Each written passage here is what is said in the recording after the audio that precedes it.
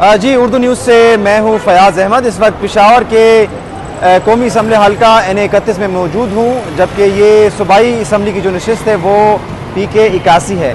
यहाँ पर हमें गहमा गहमी काफ़ी ज़्यादा नज़र आ रही है। अगर हम बात करें अंदरूनी शहर के पोलिंग स्टेशन के मुकाबले में, यहाँ पर निस्बतन हमें गहमा गहमी ज़्यादा नज़र आ रही है। स्पेशली जो ख़वातीन की पोलिंग स्टेशन है वहाँ पर हमें रश ज़्यादा नज़र आ रहा है। इस वक्त भी जो मेरे अक़ब में ख़वातीन के लिए कायम पोलिंग स्टेशन है वहाँ पर ख़वातीन की एक लंबी कतार मौजूद है, जबकि इससे मुतसिल जो मर्द हज़रात के लिए पुलिस स्टेशन बनाया गया वहाँ पर हमें रश नज़र नहीं आ रहा। इस वक्त भी जो अंदरूनी शहर के और गुलबहार के यूनिवर्सिटी रोड हैदराबाद के पुलिस स्टेशन की सूरत हाल ये है कि वहाँ पर मर्दों के पुलिस स्टेशन में हमें रश नज़र नहीं आ रहा। ताहम जो ख़वातीन के लिए बनाए गए पुलिस स्टेशन हैं वहाँ पर रश ज़्यादा नज़र आ रहा है। ओवरऑल जो पेशावर में पुलिस स्टेशन बनाए गए हैं वो 1208 पुलिस स्टेशन बनाए गए हैं।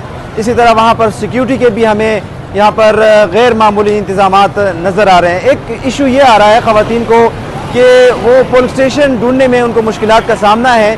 हमारे यहाँ पर मुख्तलिफ वोटर्स ख़वातीन से बात हुई, उनका कहना है कि जो मैसेज के ज़रिए उनको पुलिस स्टेशन का बताया गया था, जब वो यहाँ पर आई तो उनको बताया गया कि ये वो मुतल्लिका पुलिस स्टेशन नहीं है, इसलिए 2 से 3 पुलिस स्टेशन चेंज करने के बाद उनको बिलाखिर अपना पुलिस स्टेशन मिला।